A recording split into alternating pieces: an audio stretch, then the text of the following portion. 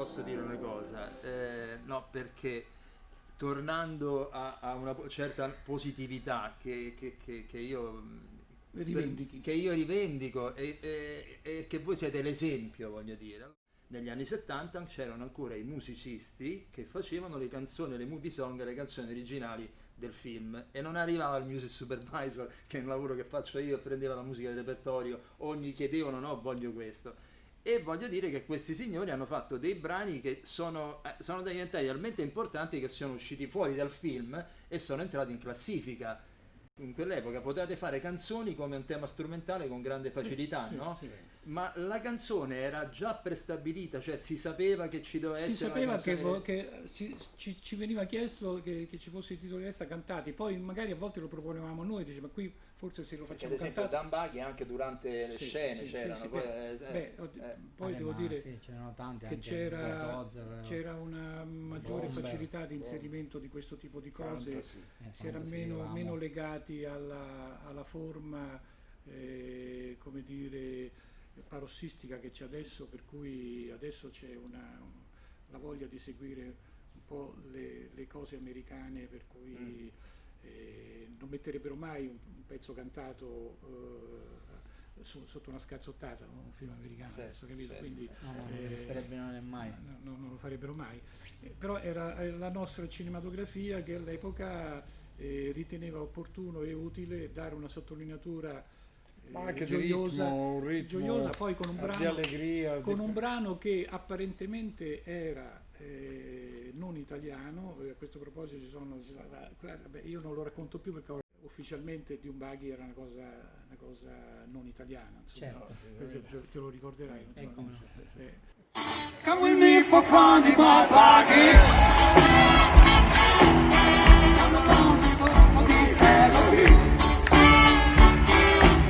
See the friends around the road looking. Wonder if the light to come flooding on. Too bad she's with me and in no trouble. Troubles around, but you never ever got away. Never ever get away. Too bad. See the walls be running too bad. E quindi anche cose come per esempio il coro dei pompieri. Questo pezzo lì, questo fu girato, quella scena era Madrid, quello era un coro serio, cioè quel coro lì faceva era il record coro di moda. ufficiale dell'accademia ufficiale di classica di Madrid. E la cosa è un aneddoto, ma lo devo raccontare. La cosa, la direttrice, ecco, questa c'era una vecchia signora, una signora anziana, piccola così, arcigna, che era la direttrice classica di questo coro, e che a un certo punto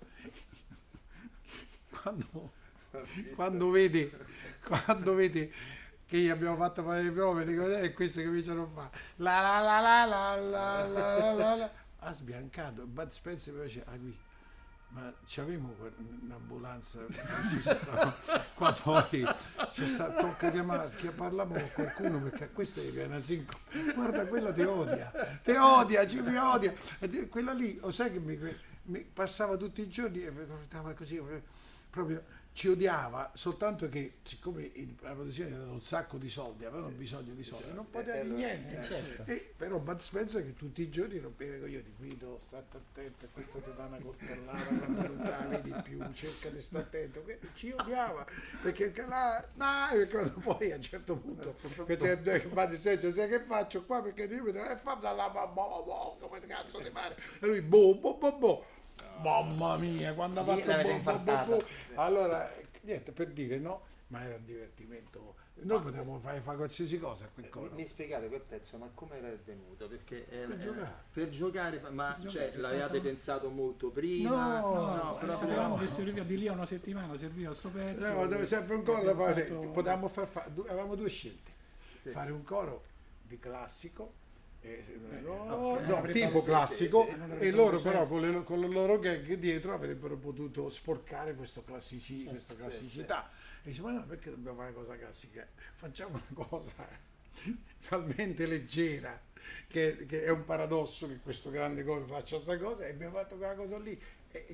Raga, quello lì è diventato una cosa assurda, perché se non facciamo, ma c'è gente quando andiamo a fare i concerti tante volte che pure se non è preparato e cominciamo, allora voi fate voi fate poi tutti insieme, e poi tutti insieme questo non serve non serve la base, non serve niente, non serve. si basta una chitarra che dà la tonalità. Ma poi la cosa meravigliosa di quel pezzo è che lo sanno dai bambini di 3 anni alla gente anziana proprio.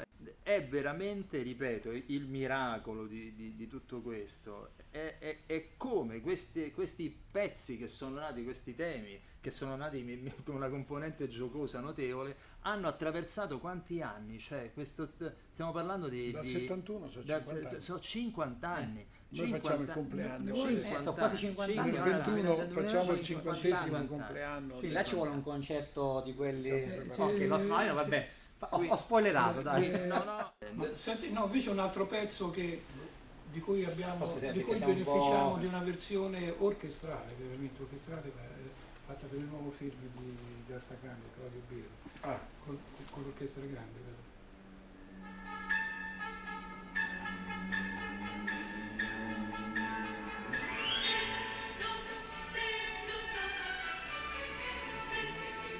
D'Artacan, la conosci?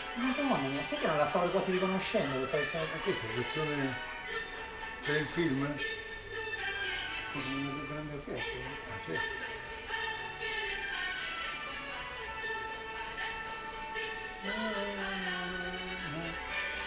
Dove è stata registrata? Spagna, da Pamplona, uno studio megagalactico, tutti distanziati per il Covid. E quanti erano i membri dell'orchestra? Come? Quanti erano di orchestra? Erano tanti, io non ci sono potuto andare perché ero appena operato, ma mi hanno mandato i video di monitoraggio e c'erano una cinquantina di elementi, ma lo studio era enorme.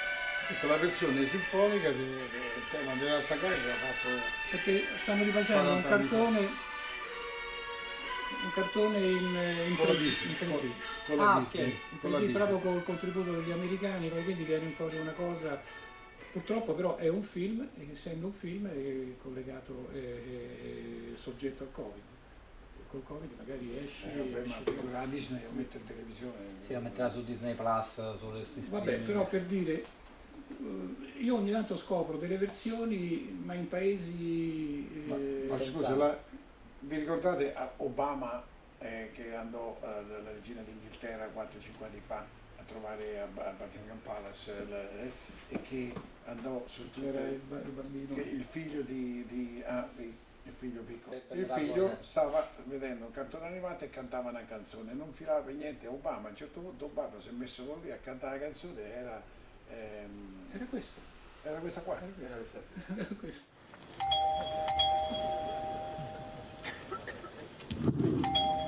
Open the door.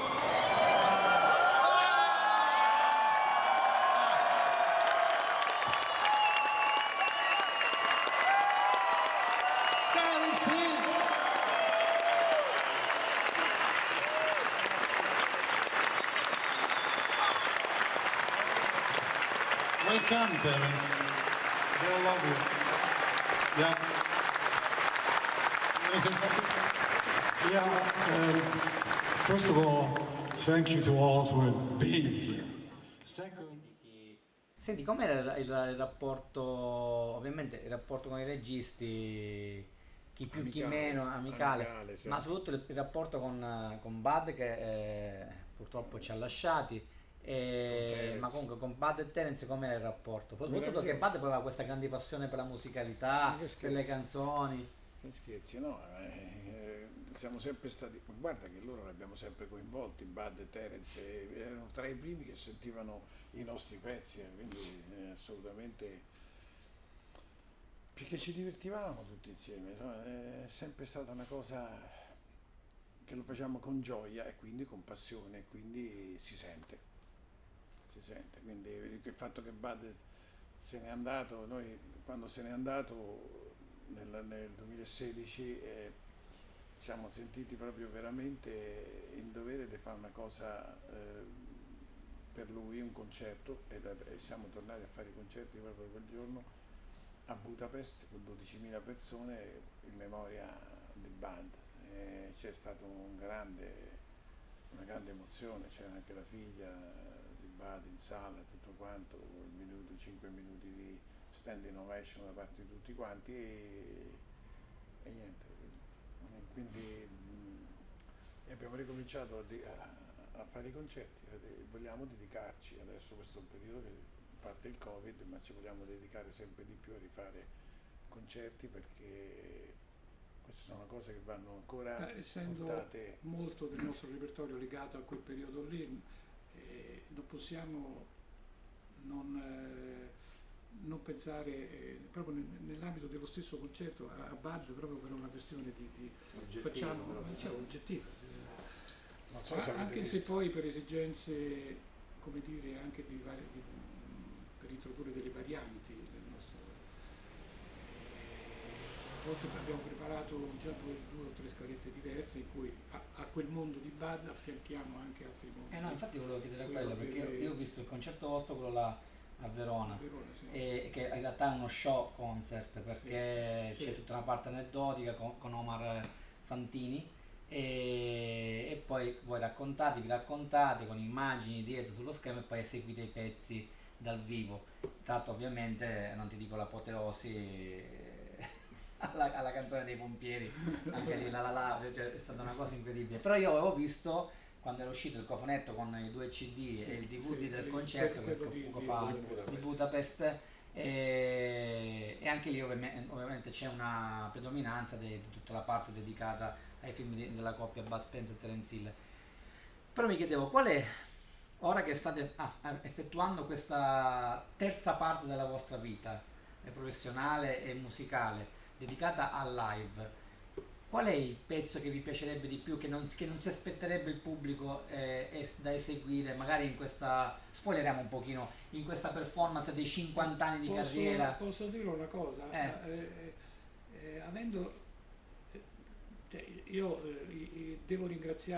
Dobbiamo ringraziare l'avvento del web, che se da una parte è un po' condizionato in negativo, come ben sappiamo per quello che riguarda la musica, le aspettative di ogni musicista che vive di questo, però dall'altro ti consente di mantenere una memoria storica, o addirittura di costruire una memoria storica che tu stesso compositore avevi smarrito, avevi perso.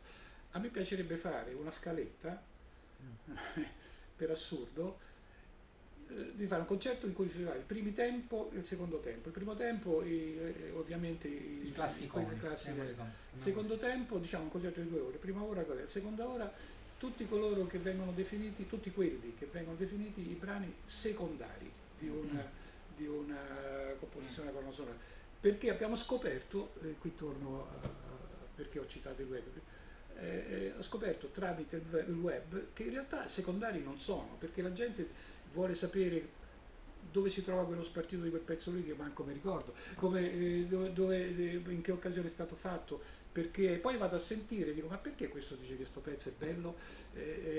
Nel senso che nell'ambito di una colonna sonora che ha avuto un enorme successo con i 2 brani principali, perché la tua curiosità viene accesa da questo brano che per me era l'M29 o era l'M12 o M18. Abbiamo scoperto che hanno fatto anche delle cover di brani cosiddetti secondari, che invece funzionano benissimo, e noi ci siamo detti: cazzo, Cosa stai dicendo? sono pazzo! È una parola che denota stupore o ammirazione a seconda dei casi. Infatti. No, ho detto forza Lazio. Questo è l'unico lato negativo dei Fratelli Neanti, l'unico. Per un romanista a casa.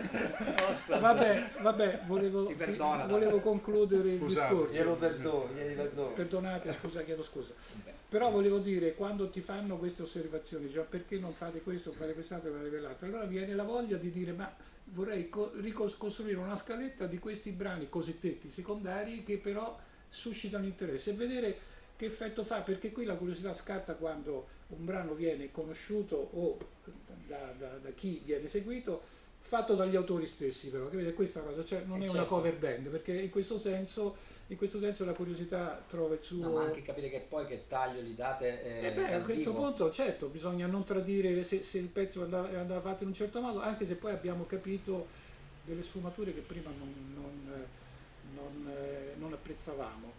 Quando il pubblico viene a sentire un concerto, questo capita dappertutto immagino, quindi noi abbiamo toccato con mano in questi ultimi 2 anni, il pubblico si aspetta delle cose e le prende e le accetta come gliele dai, nel senso che se uno volesse trasgredire un po' le regole e non fare il pezzo perfetto come io maniacalmente cerco di fare perché sono un rompiscatole da questo punto di vista, però se io cambiassi un accordo o attaccassi 2 battute dopo dicendo che sarebbe gradito lo stesso, capito? Cioè questo si instaura misteriosamente un rapporto con il pubblico che il pubblico probabilmente lo reputa anche una versione originale e fatta apposta per loro in quel momento. È l'affezione e comunque poi c'è il valore del è così, no? affettivo, ma c'è il valore anche del fatto che comunque l'interprete, come dice lui, certo. che lo interpreta in un altro modo, da un'altra versione. No, anzi mi piace di più. È una cosa di più, regalare una cosa in più. Quindi abbiamo scoperto questo meccanismo e adesso né noi lui né io facciamo più gli stronzi a dire no, qui devi attaccare, devi fare sta nota, devi fare sta nota. Adesso c'è anche un po' più di libertà da questo punto di vista. Ci sono tante musiche anche dei film di poliziotteschi, per esempio. Fanno parte dei cose secondarie. Cose che per esempio Piedone lo farei in concerto. Piedone lo facciamo, sì, ma non tanto il tema portante quando i temi secondari, non minori. Perché ragazzi c'è il valzer, il valzer di Sceriffo Extraterrestre. Ma quello che era quello di Languidi Baci, che io ho sempre, ti ricordo che quando venni a casa tua per l'intervista e dissi ma scusa, ma il valzer che io ho sempre amato, che è la cosa che mi ricordavo da piccolo, mio papà diceva te quel film 50 volte e partiva il valzer e io dico papà balliamo, mio papà pensa un po', ti giuro, e io quando uscì poi il CD fisico della colonna sonora, ma io avevo anche l'LP, mio papà me l'ha comprato subito appena l'ha trovato e io rimasi male, ma perché non c'è il valzer? Perché apparteneva a Dolci Baci, Languidi Carezze, Languidi Baci, Perfide Carezze, poi nel film era sì. nostro, quindi non lo potevamo mettere dove. Però io questa cosa, e quindi ho detto caspita, è un valzer meraviglioso. Con Gigi Proietti e chi era? Gigi Proietti non mi ricordo chi era. Ma c'era una, non so, tipo Famosa. sì. Tra l'altro No, vabbè, tutto. non si può dire. Mi auguro che facciate il tema di Giovanna di Per Grazia Ricevuta, che nella versione anche flautistica. Certo. Cioè, ecco, quella farebbe parte dei 50 anni di questo regalo. No, io invece voglio sperare che facciano via Santo Sergio perché mi mette in allegria, ragazzi. Ma quella la cantavamo con un collega al lavoro, quando ci giravamo le scatole, ce la cantavamo a la fecero e diventò la sigla di alto gradimento. No, questo non me lo ricordo. Sì, è vero, la voletta di Arbore e Boncompagni. Mettevano sempre, cominciavano viva Santo. E poi c'era Aristogitone, veniva che meraviglia, Marenco.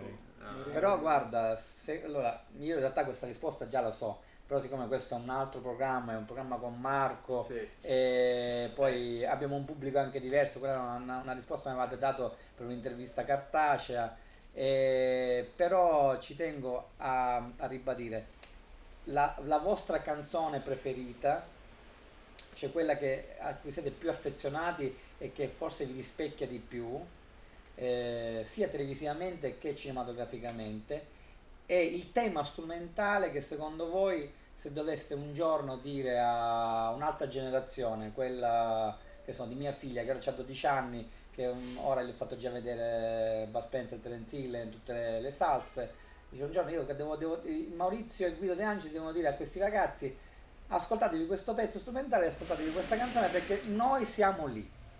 Verde. Ok? Verde. Sono abbastanza d'accordo. Allora, cioè che sei d'accordo Verde era uno tutti e due. sceneggiato, tra l'altro. Sono Sì, abbastanza d'accordo. No, perché rappresenta proprio.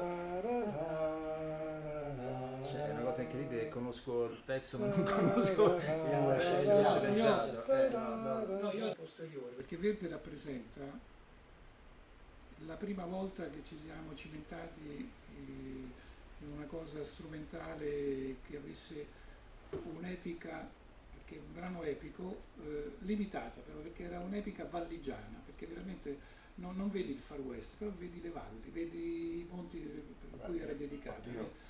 E da questo punto di vista, e poi la costruzione musicale rispecchia la semplicità dei nostri inizi. Questo è.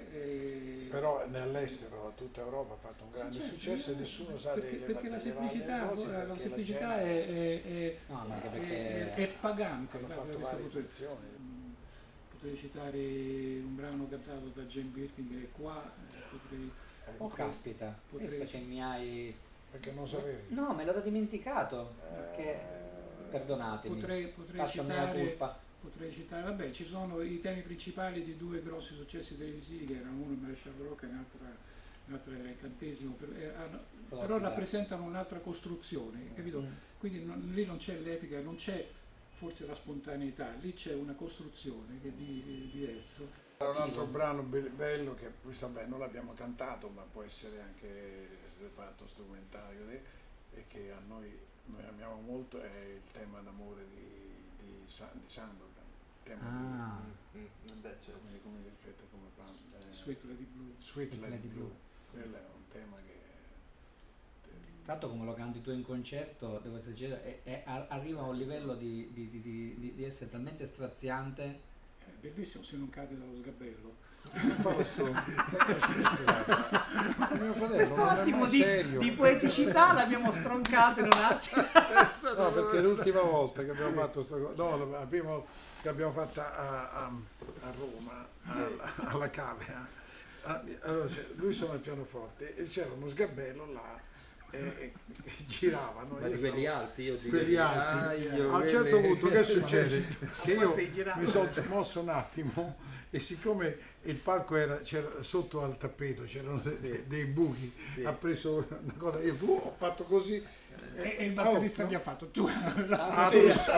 Memore del. No, adesso non me l'hanno mai perdonata, me lo stanno a dire tutti i giorni, ogni volta che faccio questa testa non cadere. Oh, ma è possibile che no, un pezzo adesso che abbiamo riscoperto proprio lì non so se tu a Verona? A Verona, tanti anni fa, con Maurizio abbiamo fatto la colonna sonora di Squadra Antifurto.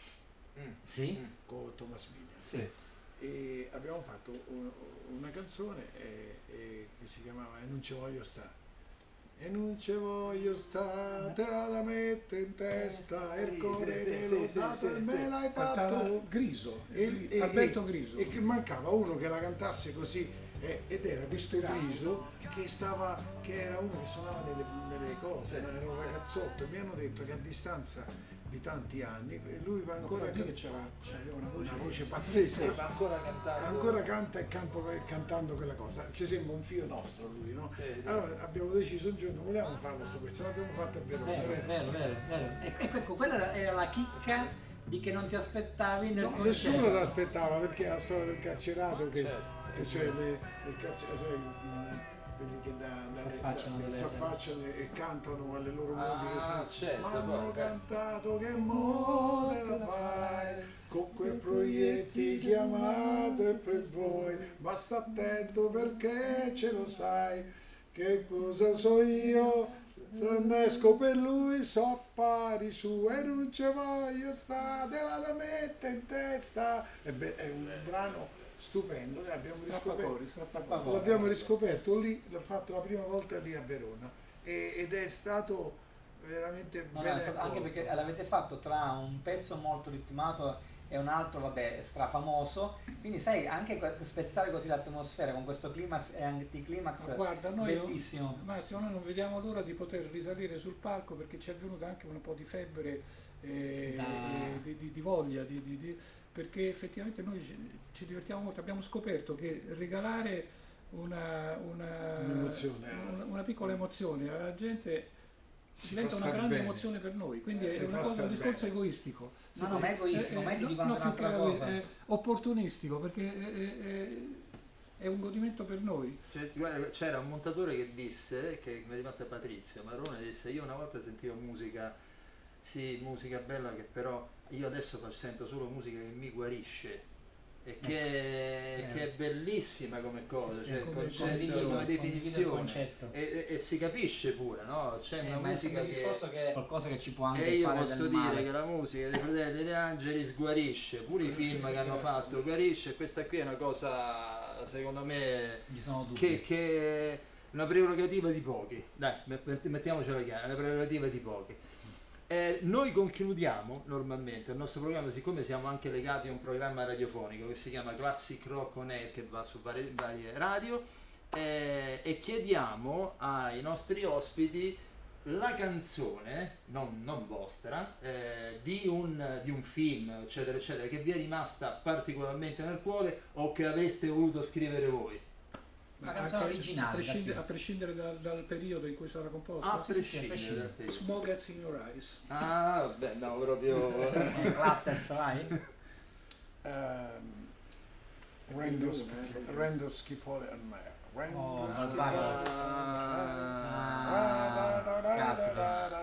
Ti ci vedrei sulla bicicletta a girare? Barbagara, no? Barbagara e la Butch Cassidy. Sì. Hanno scelto due pezzettini così. Io però chiuderei, se ci concedono questi due grandissimi compositori, nonché cantanti e cantautori. Ma adesso andiamo avanti, è un sequestro più che un'intervista. Sì, infatti, ma sequestriamo, teniamoli qua, tanto l'ambientazione c'è, va bene, si sta anche bene, c'è l'aria condizionata. No, io gli chiederei, visto che abbiamo menzionato il tema verde, che tra l'altro è qualcosa di toccante, per senza parola, se o Maurizio o Guido ce lo vogliono eseguire a questo bellissimo pianoforte, Luis Bakalov. E io allora mi sposto di là, così non ingombro la visuale e la ripresa.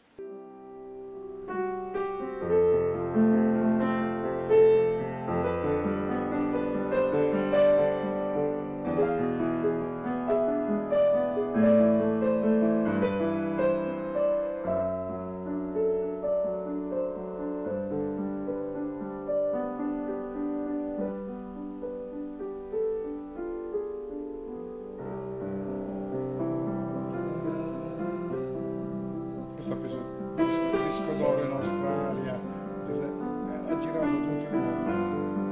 Ma guarda che questo è un tema amato tantissimo da mia madre, me l'ha fatto scoprire lei.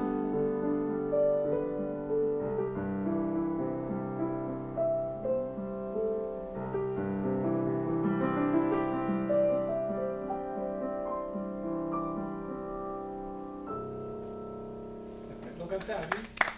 Sì, ci ha anche raccontato che uscirà, si può dire? Stiamo riregistrando questo sì, disco, sì. uscirà, stiamo preparando un nuovo disco con la BMG Ariola, BMG non Ariola, BMG, Infatti. in tutta Europa, riuscirà in tutta Europa. Però vi terremo informati. Ok, guarda, sì, questo io voglio essere informato dei fatti. Tanto è un periodo in cui adesso ci si può dedicare anche a altre cose che prima non si pensava, perché insomma, l'attività standard è abbastanza, come dire, rarefatta, quindi a questo punto. Allora, io direi di ringraziare, di lasciare finalmente liberi questi due grandi uomini. Posso dire che è stata piacevolissima la cosa. Guarda, io non ho riso Abbiamo tanto. fatto qualche digressione comica, ma insomma ci vuole, fa parte della nostra Diciamo vita. che- Quindi... ma soprattutto il vostro spirito, mi sembra. sì, quindi- infatti. Vi chiediamo un'ultima cosa, di firmare, di regalarci un vostro autografo e una vostra dedica sul foglio di Soundtrack City, che poi diventerà la bacheca della nostra storia del programma. A soundtrack abbiamo lasciato, no? No, a Marco e Massimo. Io ringrazio nuovamente la struttura che ci ha ospitato, c'è lo Stone Recording di Roma, con quella grandissima persona e tecnico del suono che è Marco Streccioni, che in questo momento non vedo. E il suo assistente Gabriele Conti, che è lì che ci saluta. Eccoli lì che fanno la ola.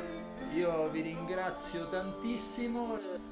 E un caro saluto a Guido e Maurizio De Angelis. Ciao a tutti, ciao. Ciao, grazie, alla prossima puntata.